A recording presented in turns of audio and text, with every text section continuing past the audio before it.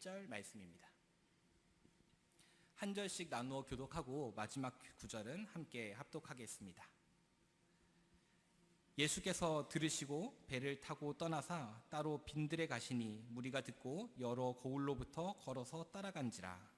예수께서 나오사 큰 무리를 보시고 불쌍히 여기사 그 중에 있는 병자를 고쳐 주시니라. 저녁이 되매 제자들이 나와 이르되 이곳은 빈 들이요 때도 이미 저물었으니 무리를 보내어 마을에 들어가 먹을 것을 사 먹게 하소서.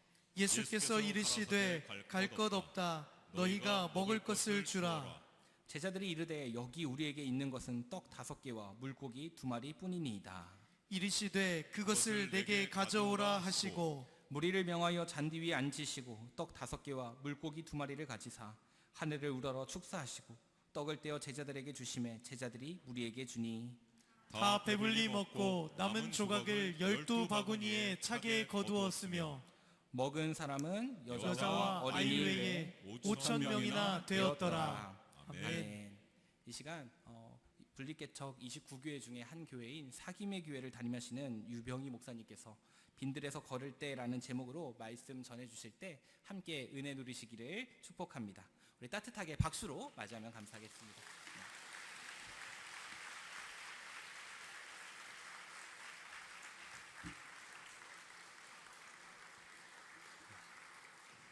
네, 이렇게 환대해 주셔서 너무 감사합니다. 저는 사김의 교회 섬기고 있는 유병휘 목사입니다. 아까 그 사진하고 좀 다른 사람 같은데 어디서 구했는지 모르겠습니다. 그 사진을 다른 모습으로 나타나서 죄송합니다. 이토록 아름다운 교회 오게 된 것만 해도 참 감사한데 또 이렇게 하나님의 말씀을 나눌 수 있게 된 것이 큰 기쁨이고 큰 은혜인 것 같습니다. 신정철 목사님과 저는 동기예요. 제가 훨씬 나이 들어 보이죠? 저도 원래 동안이었는데 2년 새에 좀 이렇게 됐습니다. 신 목사님 오랫동안 지켜보면서 하나 특징이 있는데 참 한결같다는 생각을 많이 했습니다. 처음 볼 때 그 어린 시절부터 하나님을 향한 마음, 교회를 향한 마음, 또 영혼을 향한 마음이 한결같다는 생각이 들었는데 담임 목사가 된 지금에도 그 마음으로 목회를 하고 있는 것처럼 보여서 참 대단하다는 생각도 가집니다. 목사님이 주님의 교회 자랑을 너무 많이 해가지고 꼭 한번 와보고 싶었습니다. 이야기 들으면서도 또 오늘 짧은 시간이지만 이렇게 함께 보면서도 하나님의 은혜라는 생각을 많이 합니다. 또 하나님께서 은혜를 베풀어 주실 때는 하나님의 사람을 통해서 은혜를 베풀어 주시길 기뻐하시는데 2년 몇 개월 지났지만 얼마나 많은 분들의 수고와 헌신이 있었겠나 이런 생각도 듭니다.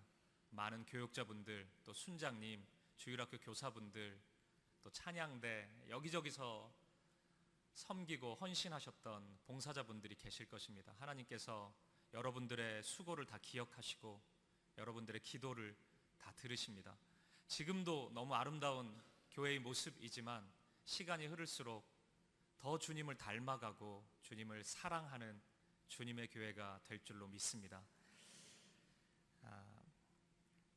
제가 몇 달 전에 아주 흥미로운 글 하나를 읽었습니다.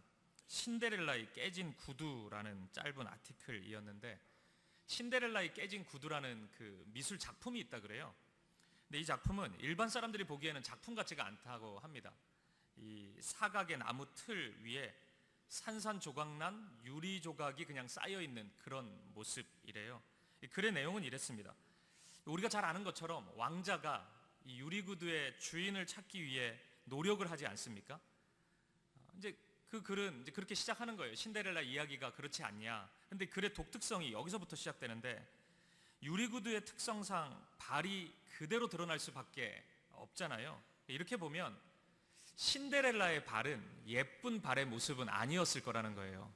고된 노동에 지쳐있는 그런 흔적이 고스란히 담겨있는 그런 발이었을 거다 이렇게 얘기를 하더라고요. 그러니까 신데렐라가 그 구두를 신었을 때는 신데렐라의 거친 발과 불안한 눈빛과 그걸 지켜보는 왕자의 시선이 공존하고 있었을 거다 뭐 이런 모습인 거죠.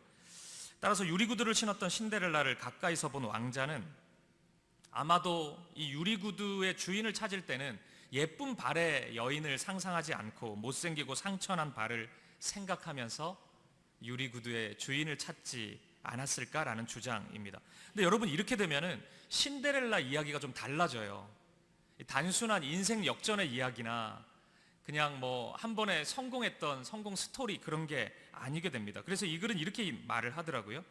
우리의 선입견 속에 있는 신데렐라 이야기를 깨뜨릴 때 진짜 신데렐라를 만날 수 있다, 이런 이야기를 하더라고요. 제가 이 이야기로 설교를 시작하는 이유가 있습니다. 오늘 본문이 그런 면이 있기 때문에 그렇습니다. 신분이 상승되고 인생이 역전되는 어떤 이 세상의 꿈이 있죠. 우리가 이 세상에서 그렇게 성공하면 얼마나 좋을까라는 우리의 욕망, 욕심이 있습니다. 근데 그런 것을 깨뜨리고 나면, 유리구두를 깨뜨리고 나면 진짜 주님의 말씀이 보입니다. 오늘 본문은 그런 성격이 있어요. 우리의 마음을 다 내려놓고 있는 그대로 주님의 말씀과 주님의 행하심을 따라가다 보면 주님의 은혜가 보일 것입니다. 그래서 우리가 이 순간에는 신데렐라의 유리구두를 깨뜨리는 겁니다. 예쁜 유리구두의 선입견을 깨뜨린 채 우리가 하나님의 말씀 앞으로 나아가 볼 수 있었으면 좋겠습니다. 오늘 본문은 제법 갑작스럽게 시작되는 느낌이 있습니다. 본문 13절 말씀을 한번 보실까요? 예수님은 너무나 갑작스럽게 배를 타고 이동하십니다. 왜 이동하셨던 걸까요? 무엇을 위해 떠나신 걸까요? 그리고 이동했던 그 빈들에서는 무슨 일이 일어나게 될까요? 오늘 본문이 포함된 마태복음 14장을 처음부터 읽다 보면 오늘 본문과 바로 앞에 있는 마태복음 13장의 말씀이 묘하게 대조를 이루고 있다는 것을 우리가 확인할 수 있습니다. 그래서 먼저 오늘 본문 앞의 이야기, 13장의 이야기를 잠시 좀 해보겠습니다. 본문 앞의 이야기인 14장 1절을 보면 헤롯이라는 인물의 생일잔치 이야기로 시작됩니다.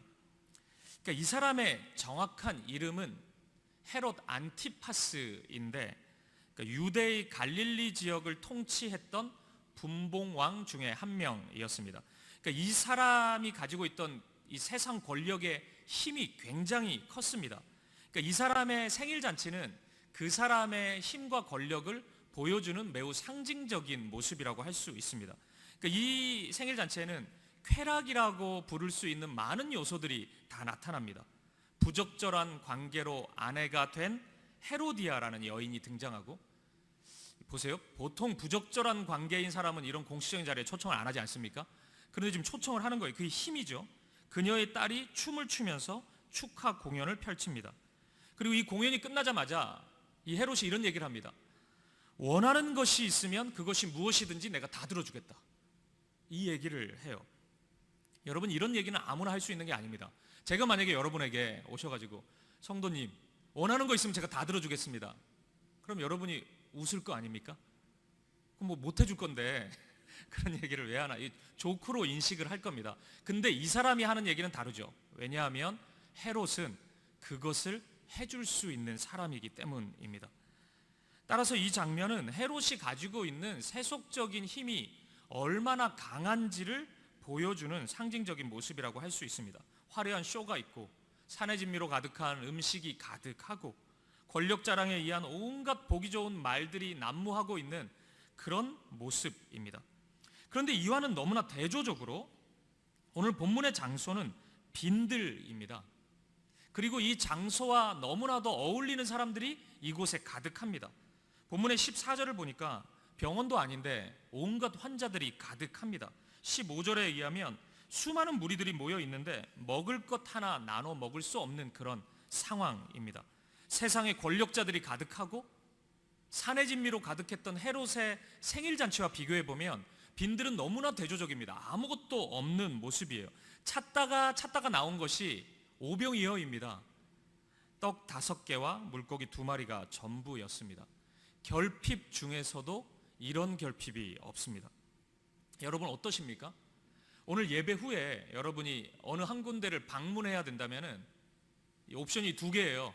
헤롯의 생일잔치가 있고 빈들이 있는 거예요. 그러면 여러분은 어디로 가고 싶으십니까?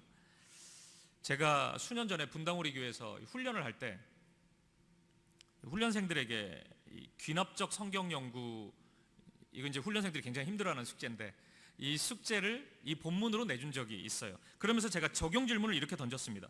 여러분의 삶의 목표는 헤롯의 생일 잔치를 향해 있습니까? 아니면 빈들을 향해 있습니까? 여러분의 자녀 교육은 헤롯의 생일 잔치에 어울리는 사람을 키워내는 겁니까? 아니면 빈들에서도 잘 살 수 있는 사람을 키워내는 겁니까? 이런 질문을 제가 던져본 적이 있습니다. 여러분들에게도 질문을 던져보고 싶어요. 여러분의 삶의 방향은 어디를 향해 있는 것처럼 보입니까? 헤롯의 생일 잔치입니까? 아니면 빈들입니까? 대답하기가 좀 어려울 수 있는데 제가 좀 근원적인 질문을 더 던져보겠습니다. 여러분, 이 두 곳 중에 어디가 하나님 나라 같습니까? 헤롯의 생일 잔치가 하나님 나라 같으세요? 아니면 빈들이 하나님 나라 같으세요?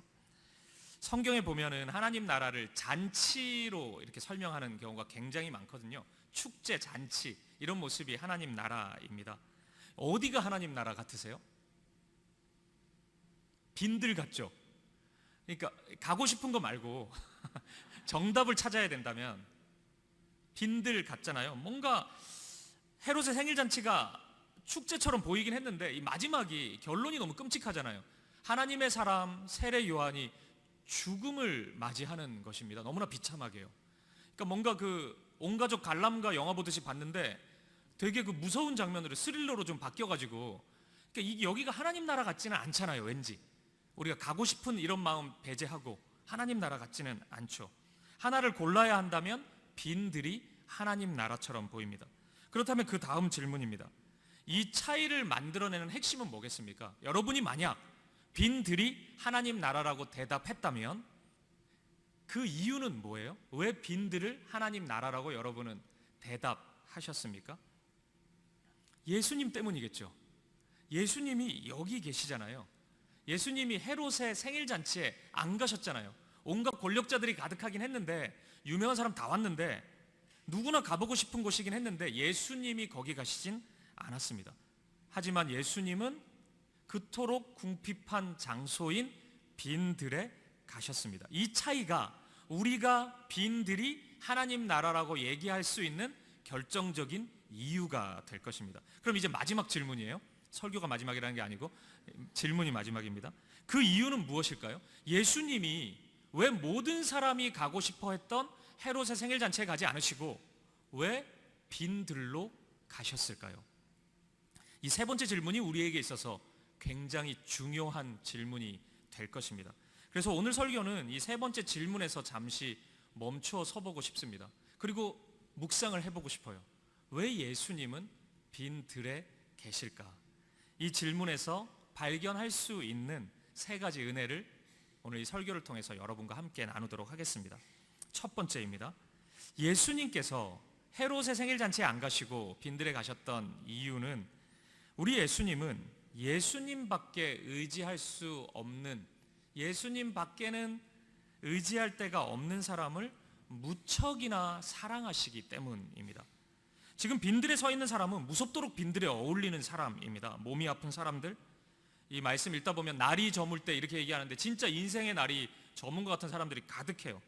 먹을 것과 같은 생존의 문제로 고통받고 있는 사람들입니다. 찾고 찾아도 물고기 2마리하고 떡 5개밖에 나오지 않는 그런 인생들이 모여 있습니다. 예수님 외에는 이 세상 어디에서도 의지할 데가 없는 사람들이 여기에 모여 있습니다. 그런데 본문 14절 말씀을 한번 보세요. 이 말씀을 우리 같이 한번 읽어보겠습니다. 시작. 예수께서 나오사 큰 무리를 보시고 불쌍히 여기사 그 중에 있는 병자를 고쳐주시니라. 아멘. 오늘 본문은 예수님이 이러한 사람들, 빈들에 무척이나 어울리는 이러한 사람들을 향해서 불쌍히 여기는 마음을 가졌다고 이렇게 표현하고 있습니다.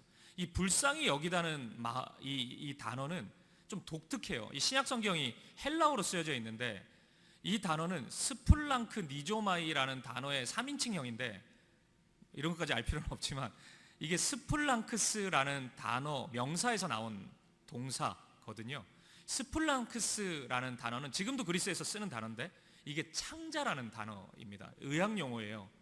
그러니까 이 표현은 매우 독특해요. 예수님이 불쌍히 여기셨다 할 때는 아이고 안 됐네, 어쩌다가 저렇게 사나, 이런 식의 마음이 아니에요. 이런 건 우리가 가지는 마음이고, 예수님은 창자가 끊어질 것 같은 그 고통스러운 마음을 가지고 그들을 바라보셨다는 것입니다. 이 우리말에서 보면 뭐 단전의 슬픔 뭐 이런 표현이 있지 않습니까? 이게 그 장이 끊어지는 그런 아픔이잖아요. 그러니까 이런 표현인 것입니다. 예수님의 사랑이 이런 식인 거예요. 예수님은 누군가를 사랑하실 때 그냥 좀 안 됐다 하는 그런 마음으로 사랑하시는 분이 아닙니다. 창자가 꼬이고 끊어지는 것 같은 그런 애달픈 마음으로, 간절한 마음으로 영혼을 사랑하시는 분이십니다. 지금 예수님은 그 마음을 가지고 계신 것입니다. 여러분 기억하십시오.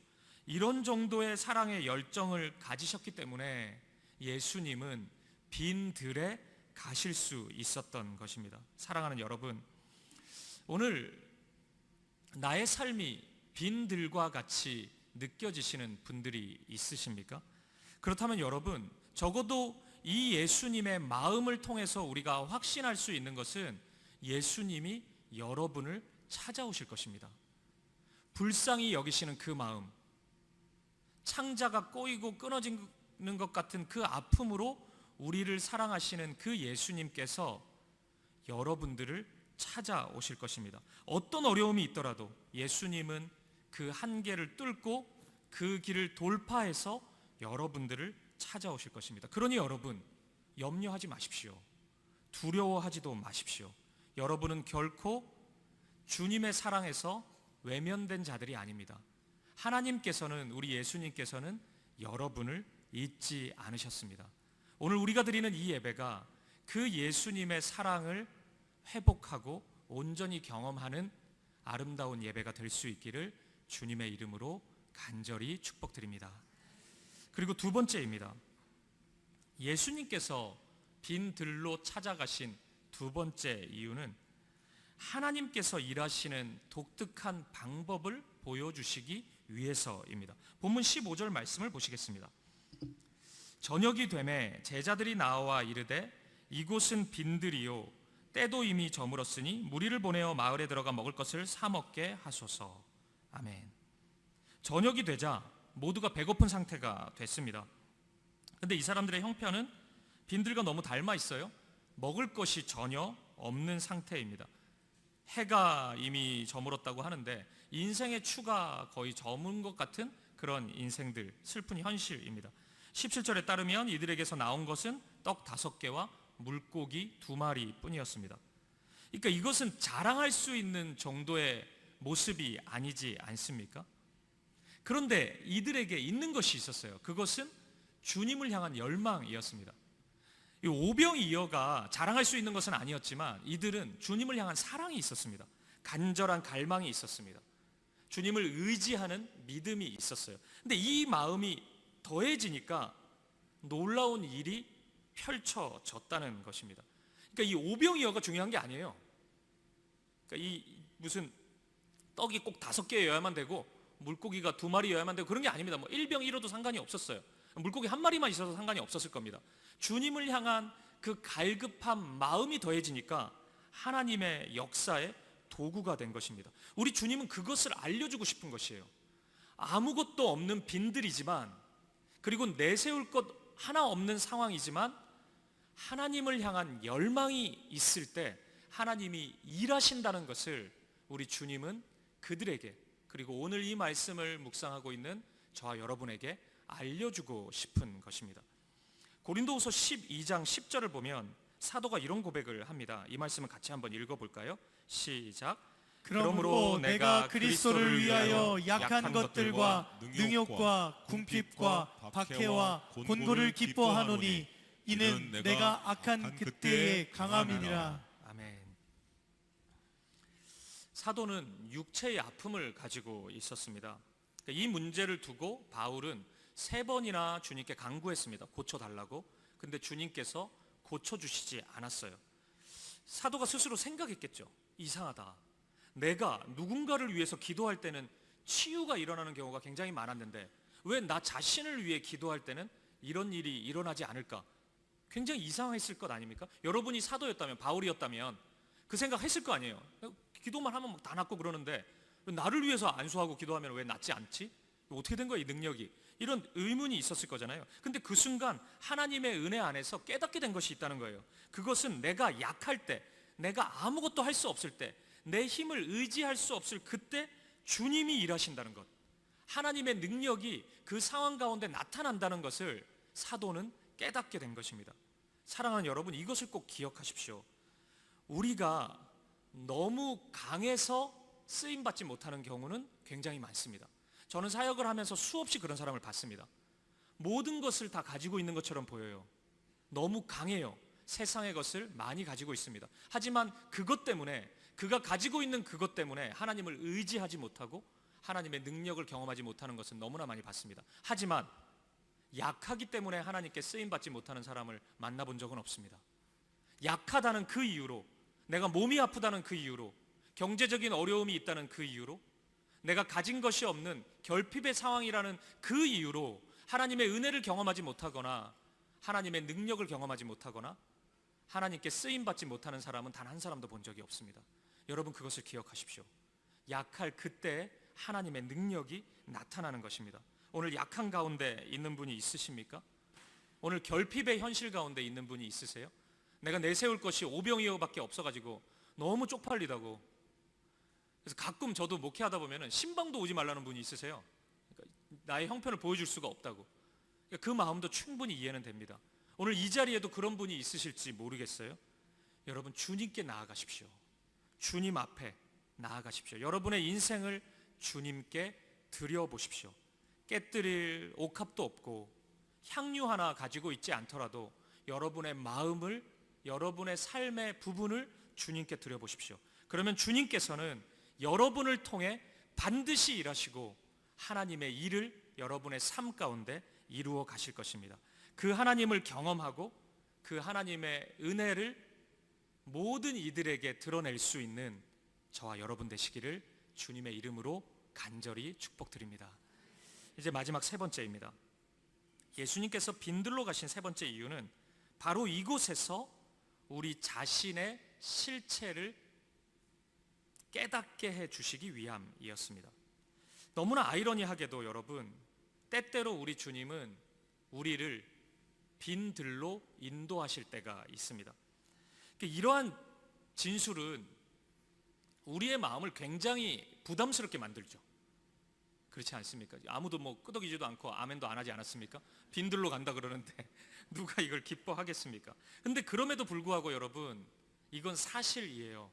하나님께서 우리를 그곳으로 인도하실 때가 분명히 있습니다. 왜 그러실까요? 왜 때때로 우리를 빈들로 인도하실까요? 우리 하나님께서 가학적인 분이십니까?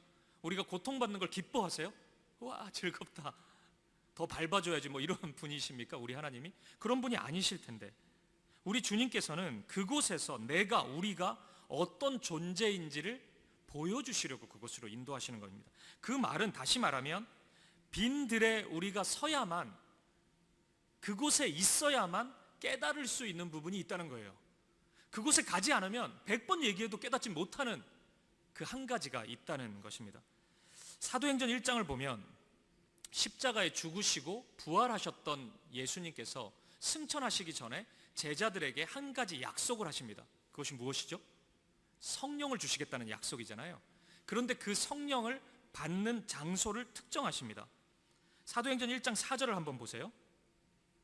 사도와 함께 모이사 그들에게 분부하여 이르시되 예루살렘을 떠나지 말고 내게서 들은 바 아버지께서 약속하신 것을 기다리라. 아멘. 그 장소가 어디입니까? 예루살렘입니다. 예루살렘을 떠나지 말라. 제가 질문 드리고 싶은 게 이거예요. 왜 예루살렘입니까? 왜 성령을 예루살렘에서만 받아야 돼요? 우리 집에서 받으면 안 돼요? 왜 예루살렘이라고 얘기합니까? 왜 제자들에게 예루살렘을 떠나지 말라고 얘기해요? 이게 여러 가지 이유가 있지만 순전히 제자들 입장에서만 생각해 본다면 제자들에게 예루살렘은 유쾌한 기억이 머무는 장소가 아닙니다. 그들의 상처와 그들의 실패가 고스란히 입증된 장소입니다. 예수님과 함께 하겠다고 대놓고 약속했지만 3번이나 예수님을 모른다고 부인했던 곳이 예루살렘이었습니다. 예수님이 십자가의 길을 걸어가실 때 아무도 나서지 못했던 곳이 예루살렘이었습니다. 십자가에 죽으실 때 다 숨었던 곳이 예루살렘입니다. 그리고 죽음 이후에 뿔뿔이 흩어졌던 곳도 예루살렘입니다. 스스로에 대한 절망, 실패를 떠오르게 하는 트라우마가 있는 장소가 예루살렘이라고요. 이 정도 트라우마가 있으면 빨리 이사 가고 싶을 겁니다. 제자들 입장에서는 떠나고 싶은 장소라고요. 여러분, 이렇게 본다면 우리 주님께서 절대로 예루살렘을 떠나지 말라고 말씀하시는 의미가 다가오지 않습니까? 우리가 실패한 그 자리, 나의 힘으로는 아무것도 할 수 없는 그 자리, 나의 힘과 능력을 단 1도 의지할 수 없는 그 자리에서 하나님을 바라보라는 의미이지 않겠습니까? 그래야 하나님의 은혜가, 하나님의 사랑이, 십자가의 은혜가 그 크기와 넓이에 걸맞게 나에게 다가올 수 있기 때문에 그렇습니다. 그래서 그곳을 떠나면 안 되는 것입니다. 언제까지 떠나면 안 되냐면 예수님의 죽음이 억울하게 느껴질 때까지 떠나면 안 됩니다.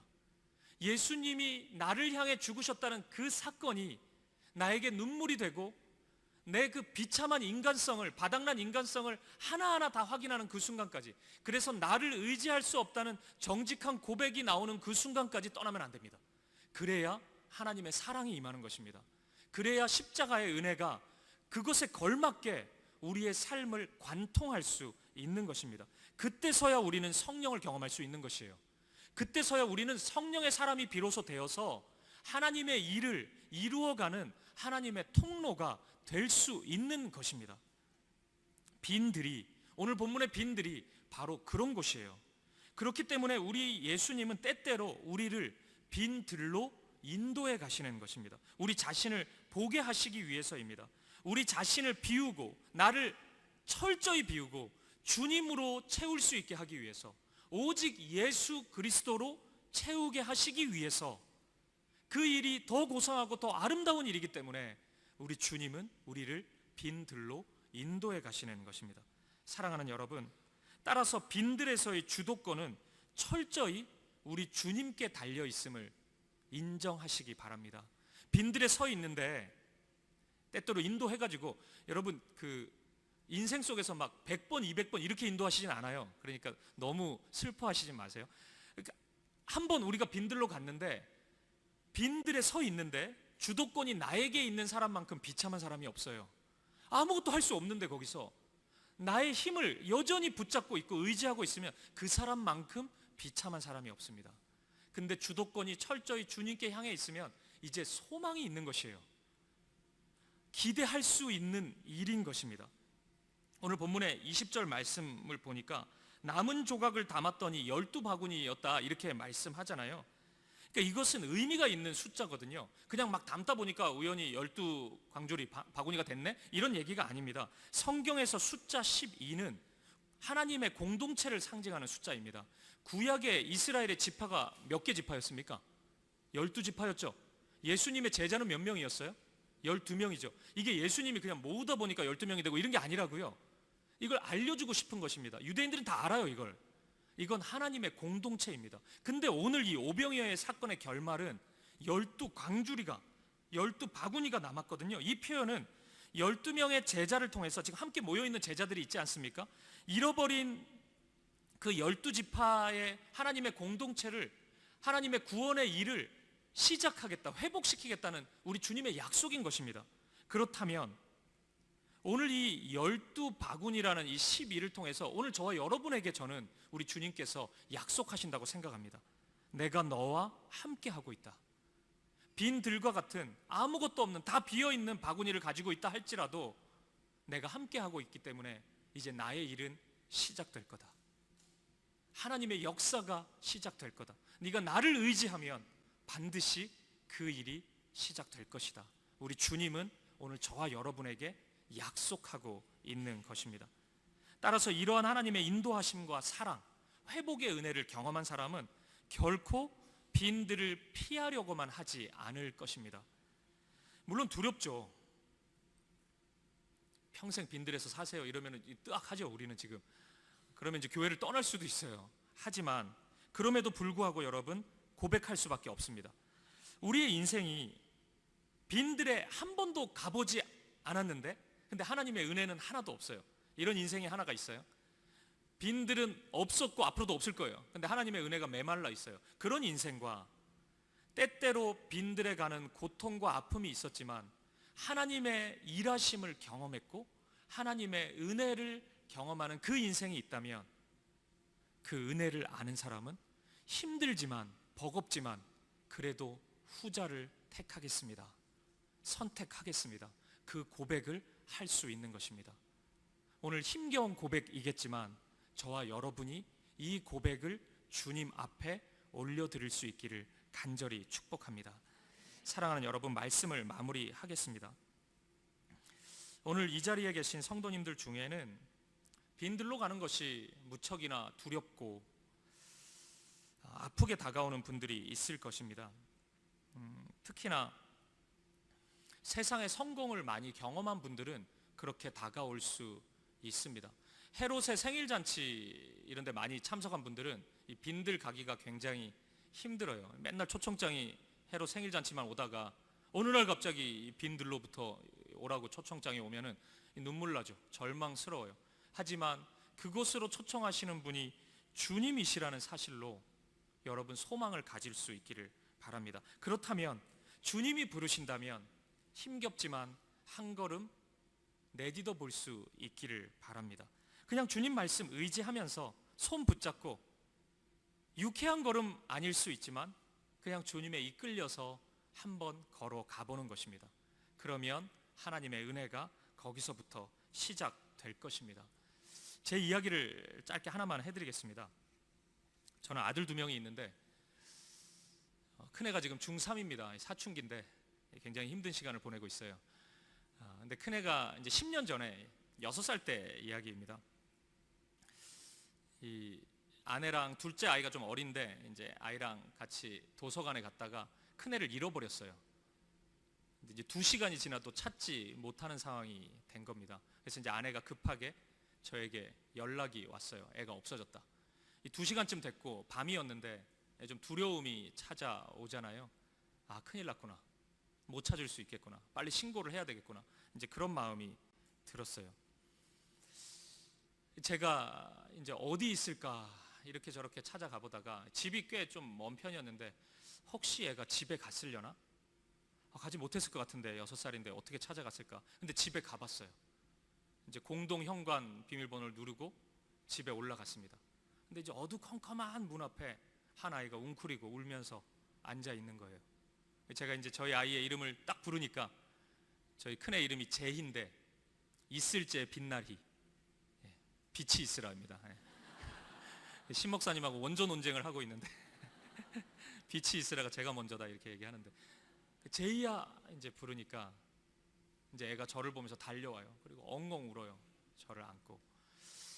여러분, 엄마 아빠를 잃어버리고 2시간 동안 어떻게 해야 될지 몰라 했던 그 6살 아이의 마음을 상상해 볼 수 있겠어요? 없어진 거예요. 그리고 어디로 가야 될지 모르는 거예요. 그 아이의 마음을 위로해 줄 수 있는 것은 무엇입니까? 우리 아이가 그때 레고를 굉장히 좋아했는데 지금도 좋아하긴 하는데 레고를 누가 사주면은 그 아이의 마음에 평안이 임합니까?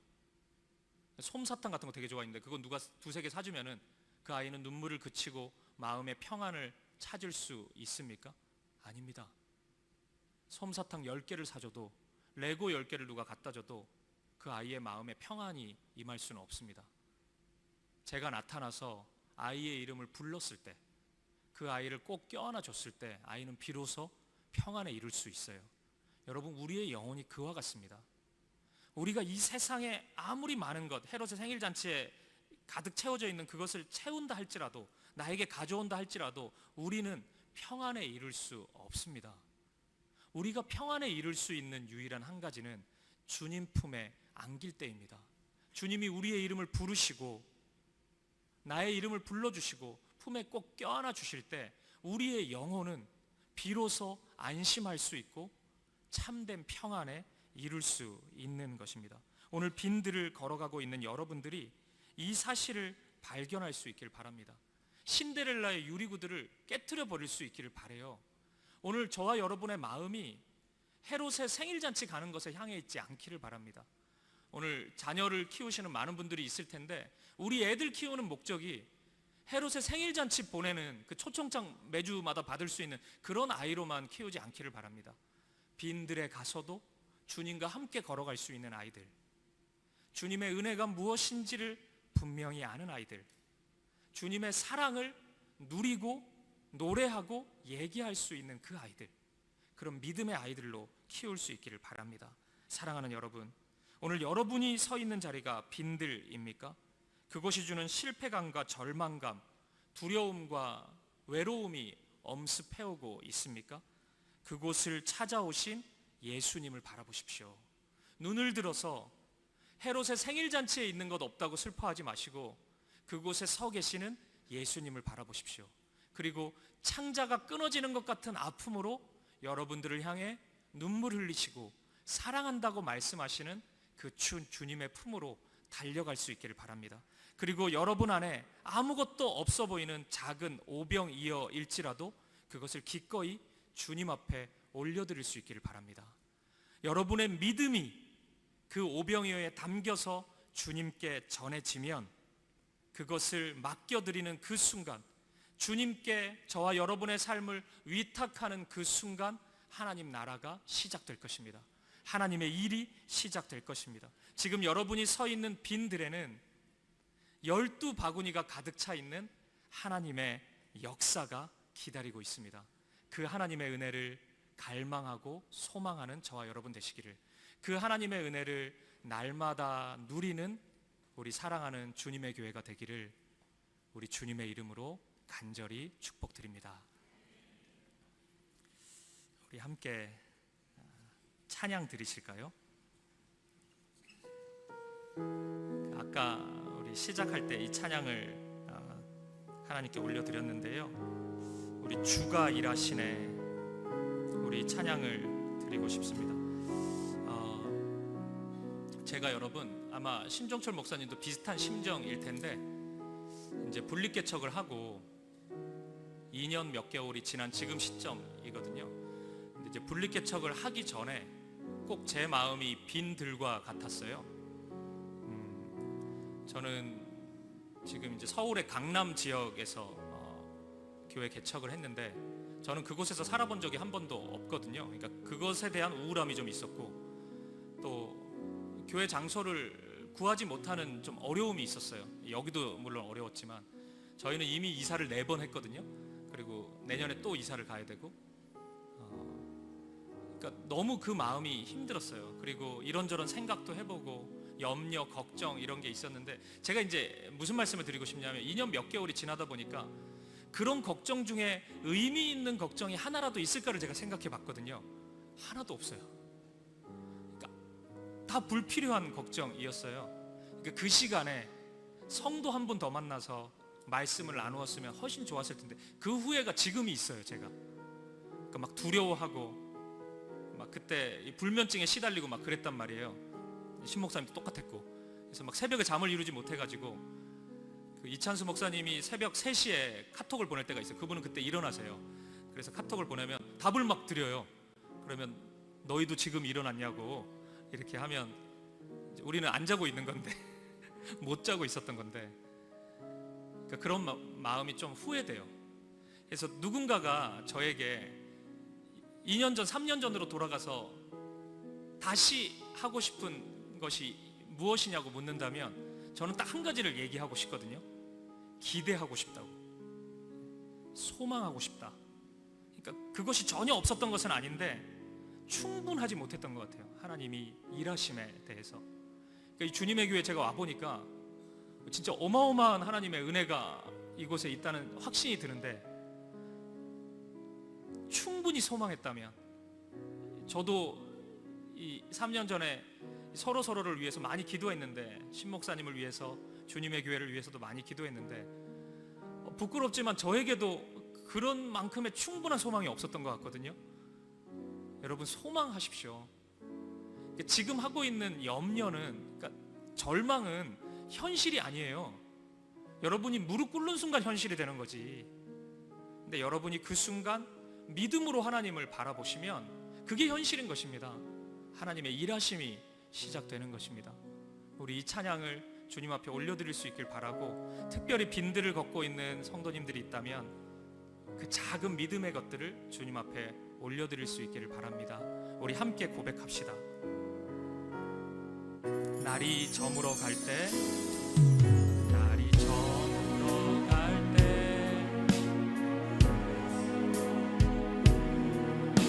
그때가 하나님의 때, 내 힘으로 안 될 때, 빈손으로 걸을 때, 내가 고백해 여호와 이래. 우리 모인 이곳에, 우리 모인 주님 함께 하시는 누리네 아버지 은혜, 적은 떡과 물고기,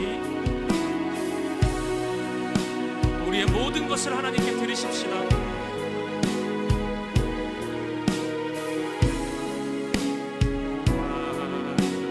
주가 일하시네, 주가 일하시네, 주가 일하시네, 주께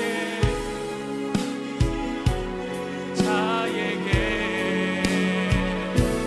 주가 일하시네, 주가 일하시네, 신뢰하며 걷는 자에. 우리 한 번 더 고백합시다. 날이 저물어 갈 때, 빈들에서 걸을 때, 그때가 하나님의 때입니다.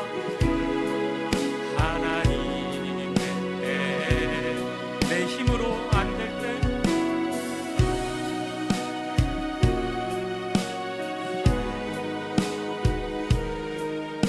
내가 고백해 여호와 이래. 우리 모인 이곳에, 우리 모인 주님 함께 하십니다. 주님 함께 계시네, 누리네 아버지 은혜.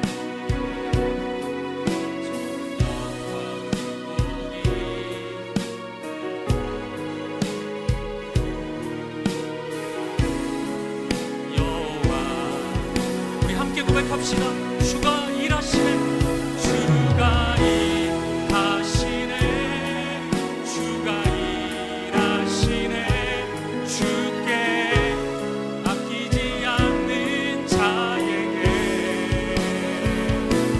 주가 일하시네, 주가 일하시네, 신뢰하며 걷는 자에, 주가 일하시네, 주가 일하시네, 주가 일하시네, 주께 아끼지 않는 자에게, 하시네, 주가 일하시네, 신뢰하며 걷는 자에게. 우리 이 시간 함께 기도하실까요? 사랑하는 성도님, 오늘 나의 삶이, 나의 인생이 빈들처럼 느껴지는 분들이 있습니까? 너무 무섭고 외롭게 다가올 그 심정으로 주님 앞에 나온 분들이 있으세요? 여러분, 눈을 들어 주님을 바라보셔야 합니다.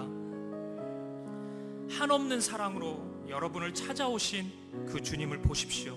그래서 우리가 이 시간 함께 기도할 때, 주님, 저에게 그 믿음을 주십시오. 잃어버린 것 아파하는 그 마음이 아니라 내 곁에 찾아오셔서 내 손을 잡아주시는 그 주님을 볼 수 있는 믿음의 눈을 허락하여 주시옵소서. 그리고 이곳에서 이전에 경험하지 못했던 크고 놀라운 일을 이루어 가시는 하나님의 능력을 경험케 하여 주시옵소서. 나의 삶을 드립니다. 마음을 드립니다. 우리의 가정 가운데, 내 삶 가운데, 이 교회 가운데 하나님 마음껏 역사하여 주시옵소서. 주님의 일을 이루어 주시옵소서. 우리 기도 제목 가지고 한 마음과 한 뜻으로 기도하며 나아가겠습니다. 함께 기도하시겠습니다. 살아계신 아버지 하나님, 주님 인도하여 주시옵소서. 주님, 우리에게 은혜를 부어 주시옵소서.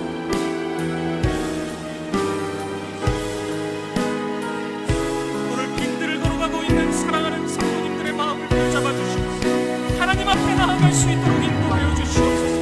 눈물을 닦아주시고 상한 마음을 위로하여 주시고 하나님의 소망으로 가득 채워 주시옵소서. 주님 함께하여 주시옵소서.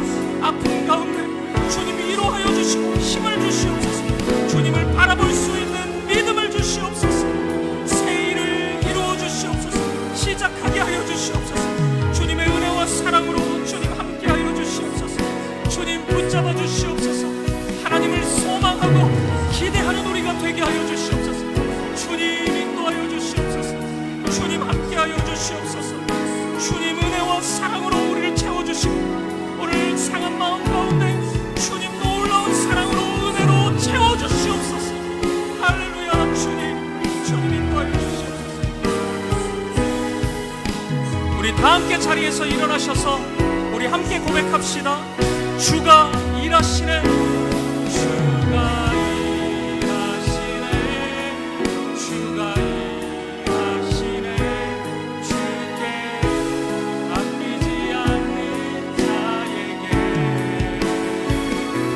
주가 일하시네.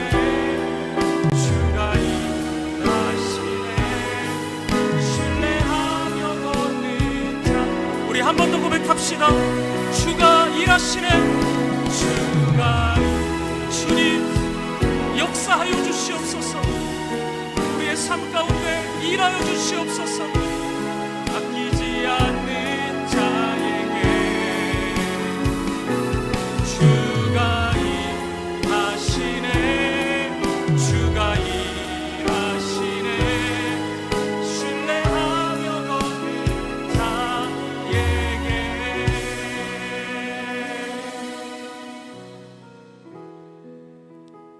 하나님 아버지, 우리의 인생이, 나의 인생이 때로는 날이 저물어가는 것처럼 보일 때가 있었습니다. 때로는 빈들에 서 있는 것 같이 무섭고 외로울 때가 있었습니다. 어찌할 바를 알지 못해 눈물로 밤을 지새울 때가 있었습니다.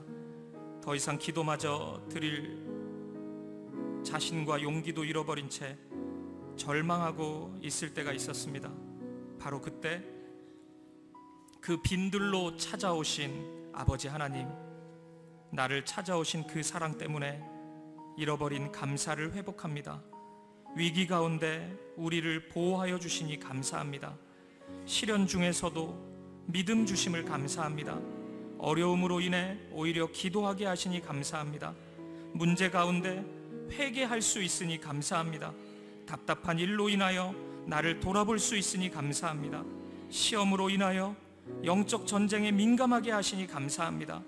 내가 지금 빈들에 서 있는 이유는 나의 본 모습을, 그리고 주님의 손길을, 믿음의 능력을, 기도의 필요성을, 다시 시작하는 기쁨을, 십자가의 승리를 깨닫게 하시는 아버지 하나님의 은혜의 선물임을 고백합니다. 빈들에 서 있는 이 때가 하나님의 때임을 믿게 하여 주옵소서. 이 풍랑과 비바람 인연하여서 더 빠르게, 더 바르게 가도록 신실하신 아버지 하나님, 우리를 사랑하는 주님의 교회 성도님들을 굳게 붙잡아 주옵소서. 예수 그리스도 이름으로 기도합니다. 아멘. 이제는 주 예수 그리스도의 은혜와 하나님 아버지의 사랑과 성령의 아름다운 사귐이 비록 빈들을 걷고 있지만 찾아오신 예수님을 바라보고 예수님의 품 안에 안기기로 소망하는 사랑하는 주님의 교회 성도님들 머리머리 위에 새롭게 일하시고 역사하시는 하나님을 기대하고 소망하며 믿음으로 나아가기로 결단하는 사랑하는 성도님들의 인생의 걸음걸음마다 이들의 가정과 이들의 자녀들 가운데 주님의 교회의 모든 사역과 모든 걸음 가운데 이제로부터 영원까지 함께 있을지어다. 아멘.